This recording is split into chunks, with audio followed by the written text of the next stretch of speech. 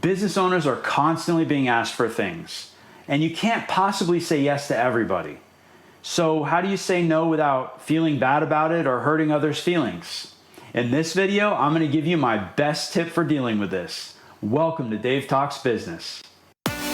We have Dave Kramer, the founder of All Pro Web Tools. Dave has worn many hats over the years as a small businessman.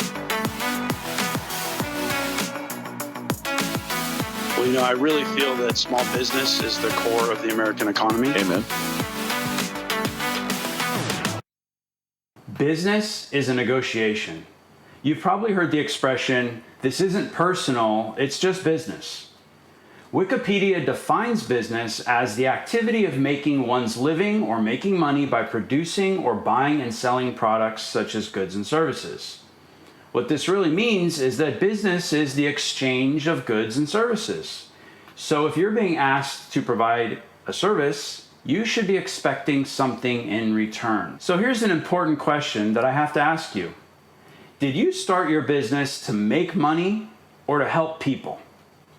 Well, I would argue that these two are actually intertwined. Think about it. If you start your business to help people, but you do everything at such a steep discount that you can't pay your office expenses and you can't hire employees, how many people can you really help? How long will you stay in business? And how friendly will you actually be running all over the place with very little sleep? Now consider the alternative. You own a business with enough cash flow to hire competent staff so you don't have to work 140 hours a week. Your staff can provide the services to way more patrons than you ever could all by yourself, and you have downtime to recharge yourself and think of new ways to help even more people. It takes money to do this. Do you help your friends for free? I'm sure you do. If they need help moving across town, they ask you, I'm sure you'll help them. But what if you're a professional mover? Should you charge them? Will they ask to use your moving truck? Will there be expenses? Will you need to pay for gas and insurance on the truck? What if they need help cooking? I'm sure you'd help them cook. But what if you're a professional chef? At what point do you draw the line?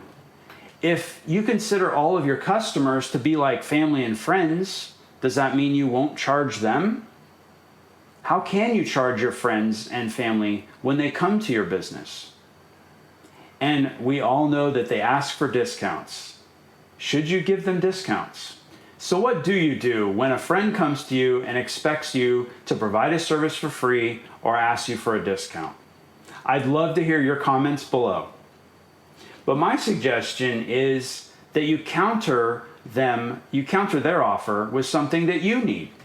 So if you don't know what you need in that moment, because it's so common that people will ask you out of the blue, you're not expecting it, a tip that I have is I always say, yeah, let's figure that out. I'm going to need a few hours to think about that. Let me call you back. And that usually takes care of it. And during that time, I can think about what kind of fair exchange of goods and services can be made. Now, it's very common that your friends will come to you looking for a discount on price because they're focusing mostly on a monetary basis. But remember, this is a trade of goods and services. Is there something else they can offer that isn't money that would still be of value to your company? Over the years, as I've started several different businesses, I've noticed that as soon as you start your business, it seems that you become the subject of so many demands. Immediately, it happens. Your customers and friends will demand discounts and extra services. The government will start demanding taxes. Charities will start calling you and asking for donations. And your employees will ask you for raises and extra time off. You can't possibly say yes to everyone. You need to say no to some of these requests, right? Well, when you say no, you immediately become the bad guy, don't you? Saying no is a negative word and puts a negative vibe into the air, doesn't it?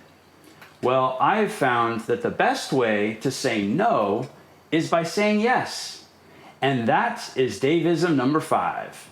Say no by saying yes. I'm sure you've heard the phrase, I before E except after C. There's another phrase that helps to remember the different positions on a compass Never eat soggy waffles. And twice a year when we change the settings of our clock, we will hear spring forward, fall back. These are all examples of mnemonics. Mnemonics have been used as far back as ancient Greece and Rome, as they found it to be an effective way to make abstract concepts relatable and memorable for the human mind. In my office, these are commonly referred to as Daveisms. Daveism number 5, say no by saying yes.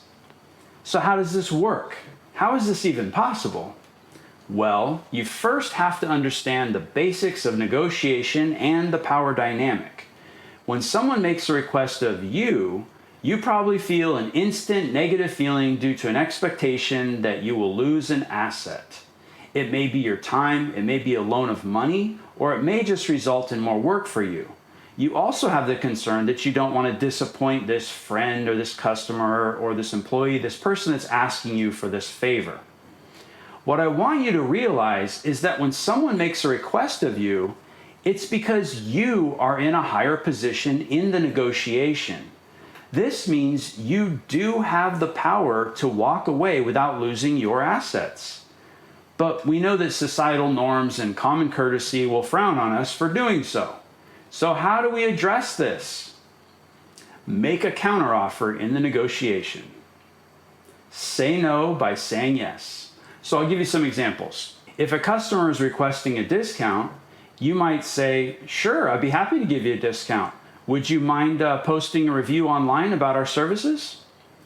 Now, there's something else you can say to them if you actually don't want to give them the discount. Then you would say, sure, I'd be happy to give you a discount. Would you mind if I pull out my video camera and record a testimonial from you about our services? Most people don't want to be on camera, so they'll just say, I'll just pay full price. So another situation might be if you're considering giving a charitable donation, you might actually ask for a sponsorship deal. This would be where your company would receive some sort of recognition in exchange for the donation. So this could be just something at the bottom of a newsletter or email, or it could be something that's on the website that recognizes your company for a certain period of time.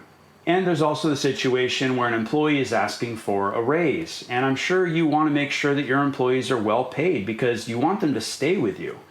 But you also want to make sure that they're meeting your expectations and that they're being productive in the company. So you would want to tie any type of raises to performance.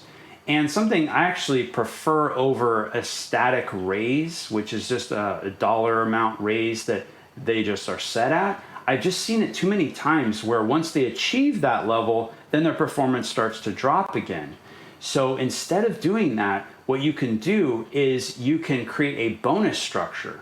So their actual hourly wage is not increased at all, but in this negotiation about the raise, you're talking about the bonus that they're looking for on a regular monthly basis, which would be tied to certain performance expectations that you have.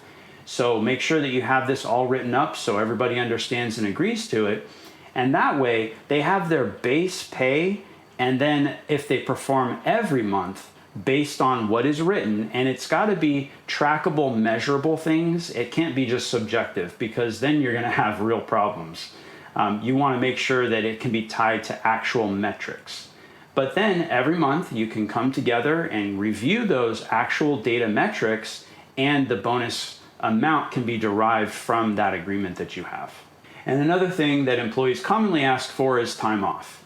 So a way that you can say no by saying yes is when they ask for time off, your concern is that you want to make sure that your company is staffed and that you have coverage so that you can accomplish what needs to be done. So something you can say is, sure, absolutely, take as much time as you need. Can you make sure that you have someone else fill in for you those days? Now, if that's not really an option, if you only have one employee in your company, there's still something you can do. So if they ask for time off, you can say, sure, absolutely. Do you think that you could make up that time on a Saturday or a Sunday? You'd be surprised how often they'll tell you, you know what, I don't need to take the time off. I'll just work through the week.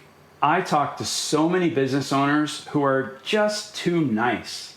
They tell me that they feel like they're being pulled in so many different directions and they don't have time to follow their passion. I'm told that their employees are constantly calling the shots and it's the owner who has to work late to fill in the gaps.